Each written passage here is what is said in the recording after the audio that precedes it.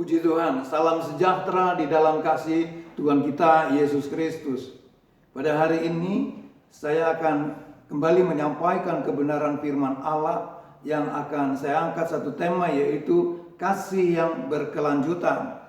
Bacaan yang akan saya sampaikan adalah di dalam suratan Roma 13 ayat 8 sampai dengan ke-10.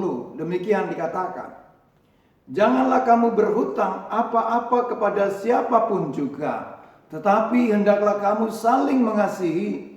Sebab barang siapa mengasihi sesamanya manusia, ia sudah memenuhi hukum Taurat. Karena firman, jangan berzina, jangan membunuh, jangan mencuri, jangan mengingini, dan firman lain manapun juga sudah tersimpul dalam firman ini, yaitu kasihilah sesamamu manusia seperti dirimu sendiri. Kasih tidak berbuat jahat terhadap sesama manusia. Karena itu kasih adalah kegenapan hukum Taurat. Puji Tuhan, saudara-saudara, hal-hal yang diungkapkan oleh ayat firman Tuhan ini tentang kasih supaya kita dapat memahami lebih lanjut di dalam kehidupan kita sebagai orang-orang yang percaya di dalam Tuhan Yesus Kristus. Saya akan kembali mengingatkan melalui kebenaran firman Allah yang tertulis di dalam 1 Korintus 13 ayat 13. Demikian dikatakan, demikianlah tinggal ketiga hal ini, yaitu iman, pengharapan, dan kasih. Dan yang paling besar di antaranya ialah kasih. Nah, saudara-saudara, kita melihat akan satu hal yang diungkapkan oleh firman Allah tentang tiga hal. Namun ada satu hal yang lebih besar atau paling besar di antaranya ialah kasih. Kemudian di dalam suratan Roma 5 ayat yang ke-8 dikatakan demikian. Akan tetapi Allah menunjukkan kasih-Nya kepada kita oleh karena Kristus telah mati untuk kita ketika kita masih berdosa. Nah, saudara-saudara, ungkapan-ungkapan daripada kasih daripada Allah yang dinyatakan kepada manusia berdosa di dalam Tuhan Yesus Kristus. Demikian hal-hal yang mewarnai di dalam kehidupan iman kita kepada Tuhan tentang kasih yang kita miliki daripada Tuhan. Saudara-saudara, kasih itu bersifat berkelanjutan. Apakah kriteria kasih yang berkelanjutan itu? Kriteria-kriteria kasih yang terus-menerus. Nah, ini saudara-saudara, supaya kita dapat melihat ungkapan-ungkapan daripada kasih Allah yang kita terima melalui kematian Tuhan di atas kayu salib, itu menunjukkan kasih Allah yang begitu besar bagi manusia berdosa. Atau ketika kita masih berdosa, kita dinyatakan oleh firman Allah sebagai orang-orang yang telah menerima kasih karunia daripada Tuhan, yaitu kasih daripada Allah, supaya di dalam kehidupan kita memiliki kasih daripada Allah ini yang kemudian akan berlanjut melalui kehidupan kita kepada sesama kita. Nah, saudara-saudara, hal yang pertama kita akan perhatikan yaitu tunaikan kasih. Kembali di dalam ayat yang ke-8 bacaan kita, janganlah kamu berhutang apa-apa kepada siapapun juga. Kasih harus diekspresikan dalam hidup kita. Ekspresi kasih tidak bersifat temporer atau bergantung pada situasi tertentu. Sebaiknya kasih itu terus-menerus dinyatakan secara dinamis. Saudara-saudara, kasih harus dialami terlebih dahulu. Orang yang mengalami kasih Allah wajib mengasihi orang lain. Orang yang telah diselamatkan Yesus Kristus akan memikirkan kebutuhan orang-orang lain dan mengasihi mereka. Demikian saudara-saudara, kasih itu harus kita alami di dalam kehidupan kita. Kita mengalami pada saat kita percaya di dalam Tuhan Yesus Kristus, maka kita memperoleh kasih daripada Allah yang begitu besar di dalam kehidupan kita, dan kita akan menyatakan bahwa kasih Allah itu harus atau wajib kita mengasihi orang lain. Orang yang telah diselamatkan Yesus Kristus akan memikirkan kebutuhan orang-orang lain dan mengasihi mereka. Demikian supaya di dalam kehidupan kita pada saat kita telah menerima kasih daripada Allah yang begitu besar ini akan terwujud, akan ekspresikan melalui kehidupan kita bagi kebutuhan-kebutuhan orang lain untuk kita dapat mengasihi mereka juga. Nah, saudara-saudara, kita melihat ungkapan daripada firman Allah. Ada sebuah pertanyaan. Apakah kasih itu? Tidak seorang pun akan memahaminya kecuali jika mereka telah mengalami kasih itu. Kasih berkaitan erat dengan pengalaman dan tindakan. Ia telah mengalami kasih Allah dalam hidupnya yang menggerakkan semua dalam hidupnya. Demikian saudara-saudara, apabila kita mengatakan tentang kita memiliki kasih itu, maka kasih itu saudara-saudara adalah kasih daripada Allah yang menggerakkan dalam kehidupan kita itu untuk yaitu mengasihi kepada sesama kita. Itu adalah satu pengalaman dan ada satu tindakan di dalam kehidupan kita untuk mengasihi orang-orang di mana perintah daripada Allah, kasihilah sesamamu manusia. Jadi kita harus mengalami terlebih dahulu kasih daripada Tuhan Yesus Kristus di dalam kehidupan kita, baru kita bisa melakukan untuk mengasihi yaitu kepada sesama kita. Jadi inilah yang menggerakkan di mana kita dapat melakukan sesuatu adalah kasih daripada Allah yang ada di dalam kehidupan kita. Ada dorongan daripada kasih Allah ini. Saudara-saudara, supaya di dalam kehidupan kita pun bisa melakukan apa yang diperintahkan oleh Allah ini. Hal yang kedua, kasih sebagai perintah, bukan saran. Di dalam ayat 8 bagian B demikian dikatakan, tetapi hendaklah kamu saling mengasihi, sebab barang siapa mengasihi sesamanya manusia, ia sudah memenuhi hukum Taurat. Nah, saudara-saudara, kita melihat setiap orang percaya diperintahkan untuk mengasihi Tuhan Allah. Mengasihi Tuhan dengan segala kepenuhannya. Setiap orang percaya diperintahkan untuk mengasihi sesama manusia. Jadi perintah kepada Tuhan juga kepada sesama manusia, entah apapun latar belakangnya. Kita harus mengasihi sebagai seorang yang berhutang kasih Allah. Utang kasih harus dibayar. Kita telah dikasihi Allah dalam Yesus Kristus. Maka kita pun wajib mengasihi sesama. Seperti dikatakan oleh firman Allah, janganlah kamu berhutang apa-apa kepada siapapun juga.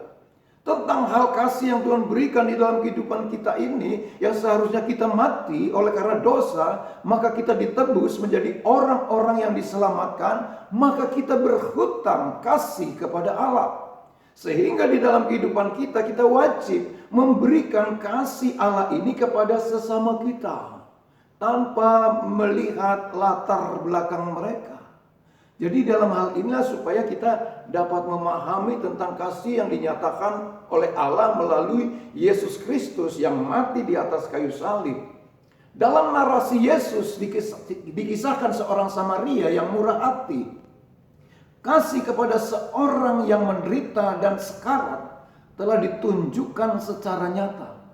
Ironisnya, seorang imam yang seharusnya memberikan bantuan justru sengaja menghindari tugas kemanusiaan itu.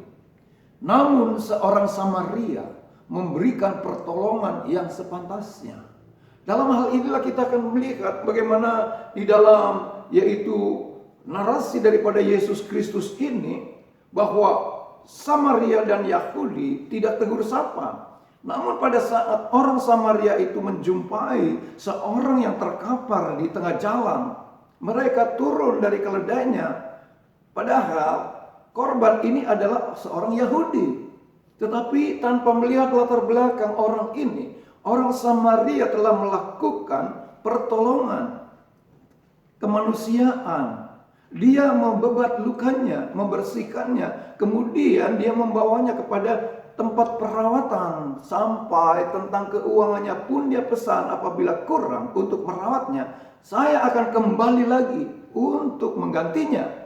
Demikian saudara-saudara, hal-hal ungkapan daripada apa yang diperbuat oleh seorang yang murah hati ini, yaitu seorang Samaria yang justru ada hal-hal yaitu yang bermasalah di dalam kesukuannya, yaitu Yahudi ini. Jadi di dalam hal inilah supaya kita dapat memahami dengan baik. Kemudian yang ketiga, kasih adalah ciri seorang murid Kristus. Ungkapan di dalam ayat yang ke-10 bacaan kita. Kasih tidak berbuat jahat terhadap sesama manusia. Karena itu, kasih adalah kegenapan hukum Taurat. Orang yang bertumbuh dalam Kristus Yesus memiliki kasih di dalam hatinya. Jadi di dalam hal inilah bagaimana awal daripada kita menerima Yesus Kristus sebagai Tuhan dan Juru Selamat dalam kehidupan kita. Kemudian kehidupan kita itu bertumbuh di dalam Kristus Yesus yang memiliki kasih di dalam hatinya ini. Karakter kasih, tidak ada kejahatan di dalam kasih Kristen. Kasih bersifat kekal. Kita akan mempertanggungjawabkan iman kita.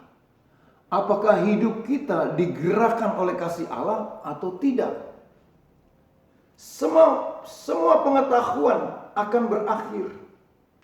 Namun kasih tetap abadi.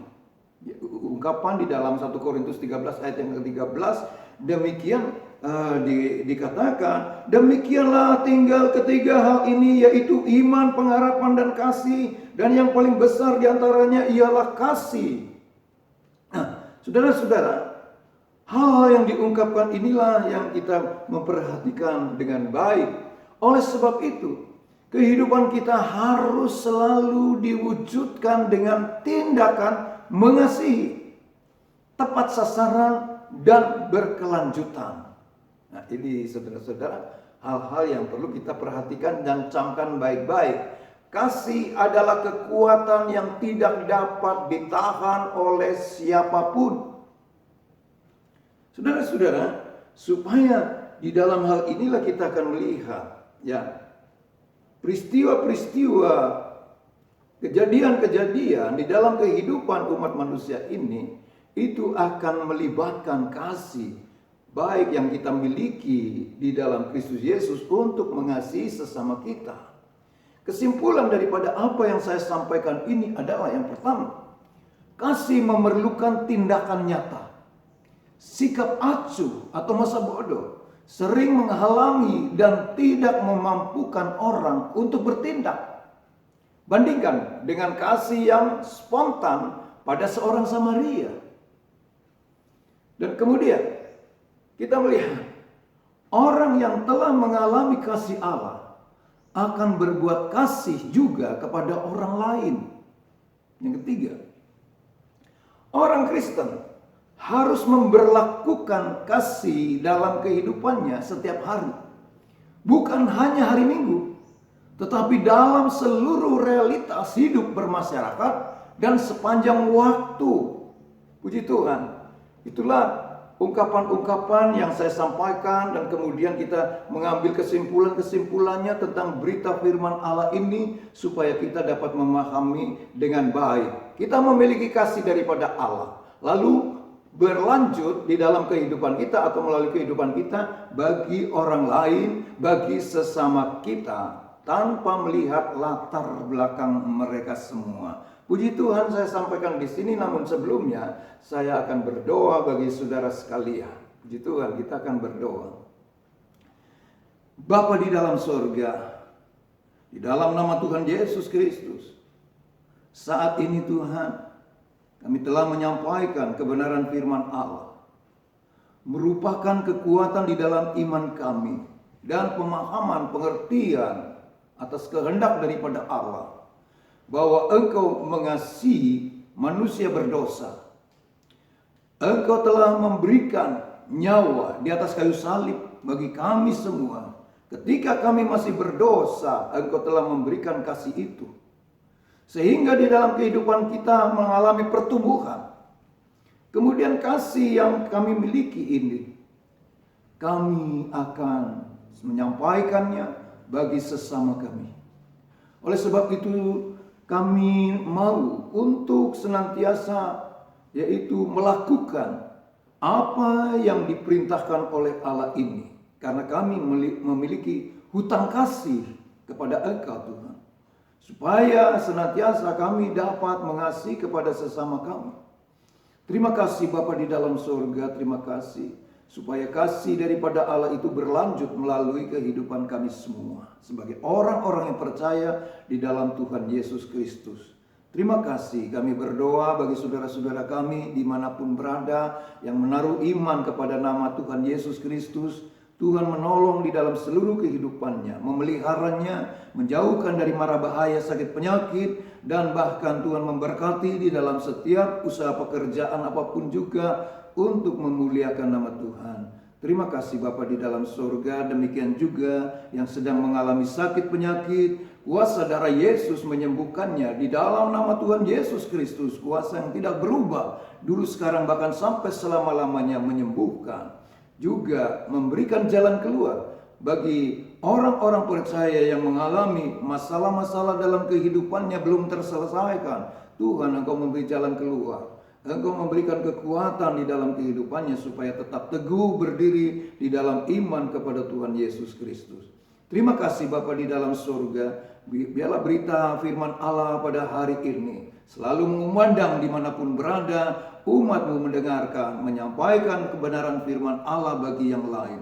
Terima kasih, kami mengalaskannya hanya di dalam berkat nama Tuhan Yesus Kristus dengan penuh ucapan syukur. Haleluya. Amin.